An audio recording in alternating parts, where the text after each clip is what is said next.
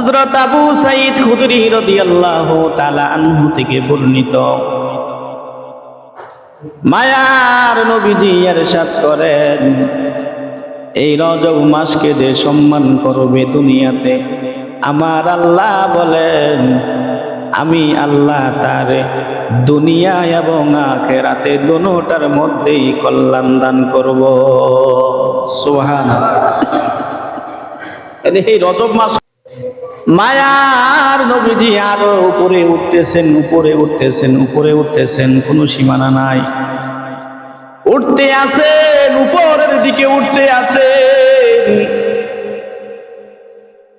উপরে উঠে তিনি একজন ফেরেশতাকে দেখতে পাইলেন যে একটা সিংহা নিয়া মুখের মধ্যে দাঁড়ায় আছে, মাথাটাও এদিকেও নাড়ায় না ওদিকেও নাড়ায় না, ঠিক বরাবর সিংহাটা নিয়ে তিনি দাঁড়িয়ে আছেন। আল্লাহর নবী সালাম দিলেন, আসসালামু আলাইকুম। সালামের কোনো উত্তর নাই। আবার তিনি সালাম দিলেন, আসসালামু আলাইকুম। সালামের কোনো উত্তর নাই। তৃতীয়বার আবার তিনি সালাম দিলেন। আমার আল্লাহ বলে, এই ইসরাফিল, আমার বন্ধুর সালামের জবাব তুমি তাড়াতাড়ি লও। সুবহানাল্লাহ। আল্লাহ যখন আদেশ করলেন, হযরতে ইসরাফিল আলাইহিস সালাম ওই সিংহাটাকে একটু দূরে নিয়ে সালামের জবাব দিলেন আর বললেন, নবী গো, আপনার সালাম আমি শুনেছি ঠিক, কিন্তু আল্লাহ আমারে আদেশ দিয়েছে, অর্ডার দিয়েছে, যতক্ষণ পর্যন্ত আল্লাহ আমারে কথা বলার অর্ডার না দিবে, আমার এই মুখ দ্বারা আমি জবাব করতে পারবো না। আল্লাহ আমার আদেশ দিতে হবে, কারণ আল্লাহ আমার এই সিংহাটা দিয়ে রেখেছেন। যখনই আদেশ করবেন আমি তখন এই সিংহাটার মধ্যে ফু দিব। সুবহানাল্লাহ বলি। আমি এদিকেও তাকাই না ওদিকেও তাকাই না, শুধু কান পেতে বসে রাখি আল্লাহ আমার কোন সময় আদেশ দেয়। সুবহানাল্লাহ বলি। মায়ার নবীজি বলেন, আমি ওই সিংহাটাকে দেখতে পাইলাম, হাদিসের মধ্যে আছে সিংহাটার মুখের ভিতরে ৮০,০০০ ছিদ্র। কয় হাজার? কথা বলেন না, কয় হাজার? মায়ার নবীজি বলেন, সিংহাগুলার ছিদ্রগুলা সবগুলা এক সমান নয়, একটার চাইতে একটা বড়, একটার চাইতে আরেকটা বড়। সর্বশেষ যেই ছিদ্র, ছোট ছিদ্রটা আছে, ওই ছিদ্রটা দিয়া এই দুনিয়াটা যাওয়া আসা করতে পারবে। এই দুনিয়াটা ওটা বাংলাদেশ না, দুনিয়াটা ওই সর্বনিম্ন যে ছোট সিংহার যে ছিদ্রটা, ওই ছিদ্রতে আসা যাওয়া করতে পারবে। সুবহানাল্লাহ বলে। ওই সিংহর ছিদ্র যদি এত বড় হয়, তাহলে সিংহাটা কত বড় হবে, আর যিনি সিংহাটা ধরে রেখেছেন তিনি কত বড় হবে। আল্লাহু আকবার, জোরে বলি।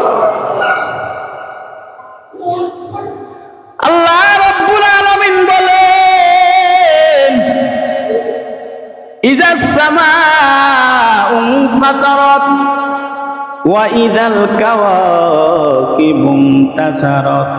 আমি আল্লাহ যখন ইসরাফিল আলাইহিস সালাম রে সিংহায় ফু দেওয়ার জন্য অর্ডার করব, ইসরাফিল আলাইহিস সালাম যখন সিংহার মধ্যে ফু দিবেন, ফু দেওয়ার সাথে সাথে পৃথিবীর যত মাটি আছে সমস্ত মাটিগুলো তুলার মতন উড়তে থাকবে, পাহাড়গুলো তুলার মতন উড়তে থাকবে, কোনোই থাকবে না, সব কিছু বিলীন হয়ে যাবে। এ মুসলমান ইমানদার, আল্লাহর নবীজি এমন কোনো পয়েন্ট নাই যে পয়েন্টগুলো আমাদের মাঝে বর্ণনা করে যায় নাই। আল্লাহর নবী সব বলে গেছেন, আল্লাহর নবী সব কিছু নিষিদ্ধ করে গেছেন। আদেশগুলা মানতে পারি না, নিষিদ্ধগুলাই আমরা ছাড়ি না, ঠিক কিনা? আদেশগুলো আমরা করি না, নিষিদ্ধগুলো আমরা ছাড়ি না, এই হইলাম আমরা মুসলমান। কথা বলেন ঠিক কিনা? এ মুসলমান ইমানদার নবীর আসে মায়ার নবীজিবার ইসরাফিল আলাইহিস সালামের সঙ্গে কথা বললেন। কথা বলে এবার আরো উপরে উঠতেছেন, আরো উপরে উঠতেছেন, আরো উপরে উঠতেছেন। পানির সাগর বেয়ে বেয়ে তিনি উপরে উঠতেছেন। অনেক উপরে উঠতে উঠতে উঠতে উঠতে দেখতে পাইলেন তিনি একটা নূরের তৈরি আরশ। সুবহানাল্লাহ। পানির মধ্যে ভাসমান নূরের তৈরি আরশ। ওই আরশের মধ্যে একটা জায়গা আছে লাউহে মাহফুজ। আল্লাহর নবীজি সমস্তটা আরশ ঘুরতেছেন। ঘুরতে ঘুরতে লাউহে মাহফুজের মধ্যে গেলেন। ওখানে যাইয়া তিনি দেখতে পাইলেন ধারাবাহিকভাবে পৃথিবীর মধ্যে কোরআনটা যেইভাবে লেখা আছে ঠিক সেইভাবে আল্লাহর আরশের মধ্যে লাউহে মাহফুজে ঠিক ওইভাবে আল্লাহর ওই কোরআনটাকে তিনি সেখানে লিখে রেখেছে। যালিকাল কিতাবু লা রাইবা ফীহি হুদাল লিল মুত্তাকিন।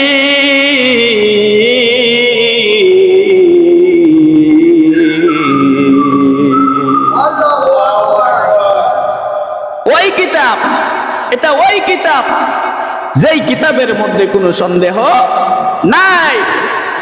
ওই কিতাব কেন বলেছেন? কোরআন তো আমাদের হাতে, আমাদের কাছে। যারা আরবি বুঝেন তারা পারবেন যে হাজা অর্থ ইহা, দালিকা অর্থ উহা। হাজা দ্বারা কাছে বুঝায়, দালিকা দ্বারা দূরে বুঝায়। তাহলে আমাদের কোরআন তো আমাদের হাতে। তাহলে আল্লাহ ওই কিতাব কেন বললেন? ওই কিতাব দ্বারা উদ্দেশ্য হলো ওই লাউহে মাহফুজের কিতাব হলো আমাদের এই কোরআন। বলি সুবহানাল্লাহ। মায়ার নবীজি লাউহে মাহফুজ তিনি কোরআন দেখলেন। দেখে এবার আল্লাহর আরশের মধ্যে দেখতে পাইলেন আল্লাহর ওই মহা বড় কুরসি। যেই কুরসির মধ্যে, যেই চেয়ারের মধ্যে আমার আল্লাহ বসেন, ওই কুরসিটাকে 8 জন ফেরেশতারা কাঁধে করে রেখেছে। আর ওই 8 জন ফেরেশতার পাগুলো 7 আসমান 7 জমিন পাইয়া আমাদের এই জমিনের মধ্যে। আল্লাহু আকবার বলি। দুনিয়া 7 আসমান, তারপরে বাইতুল মামুর, তারপরে সিদরাতুল মুনতাহা, তারপরে আজরাইল আলাইহিস সালামের সাথে দেখা, তারপরে ইসরাফিল আলাইহিস সালামের সাথে দেখা, তারপরে বরফ বাইয়া, আসমান বাইয়া, আরো কত কিছু বাইয়া যাইয়া ইসরাফিল আলাইহিস সালামের সঙ্গে দেখা। তারপরে আল্লাহর আরশ, ওই আরশের মধ্যে 4 জন ফেরেশতা ধরে রেখেছেন। এবার বলেন ওই 4 জন ফেরেশতা কত বড় হতে পারে? সুবহানাল্লাহ বলি। এ মুসলমান, যদি আল্লাহর আরশের ফেরেশতারা এত বড় হইতে পারে, তাহলে যেই কুরসিটাকে কোলে নিয়ে রেখেছে, কাঁধে নিয়ে রেখেছে, ওই কুরসিটা কত বড় হইতে পারে? আর যেই কুরসিটা যিনি বইবেন তিনি কত বড় হতে পারে? সুবহানাল্লাহ বলি জোরে, জোরে বলি সুবহানাল্লাহ।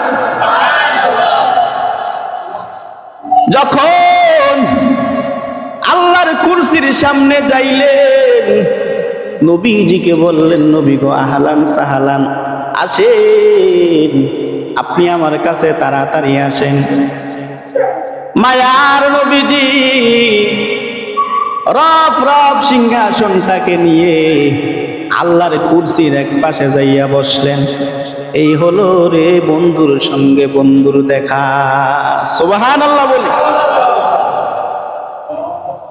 বন্ধু যখন বন্ধুর সঙ্গে দেখা হয়, মজা করে, বন্ধু তুমি আমার জন্য কি আনছো? কয়নি ভাই, কয়নি আমার জন্য কি আনছো তুমি? কতই টানতে পারে, কিছুই আনলা না। আল্লাহ বলেন, এই আমার দোস্ত, এই আমার বন্ধু, আপনি দুনিয়া থেকে আসছেন, কি নিয়ে আসছেন আমার জন্য? সুবহানাল্লাহ। কি নিয়ে আসছেন আমার জন্য? আপনি খালি হাতে চলে আসছেন? মায়ার নবীজি চিন্তায় পড়ে গেলেন। সব পৃথিবীর সব কিছু হলো ফকির, আর আল্লাহ তিনি একজন হলেন ধনী। তেনার জন্য আমি কি হাদিয়া নিয়ে আনতে পারি? মায়ার নবীজির চেহারাটা একটু খারাপ হয়ে গেল, মনটা মস্তিষ্ক একটু মশগুল দেখা যাইতেছে।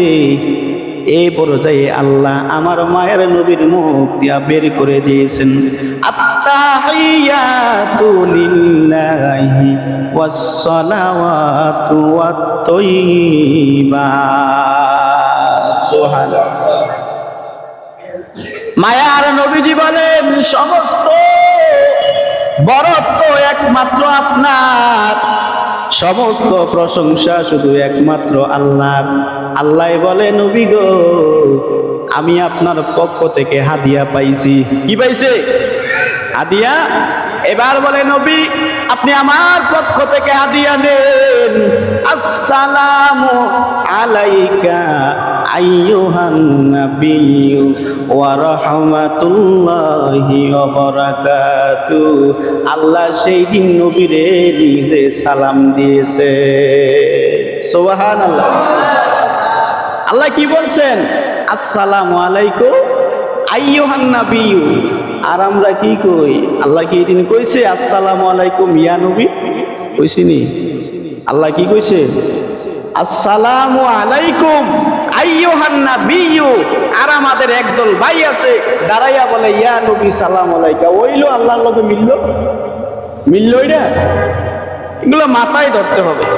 কিসে ধরতে হবে?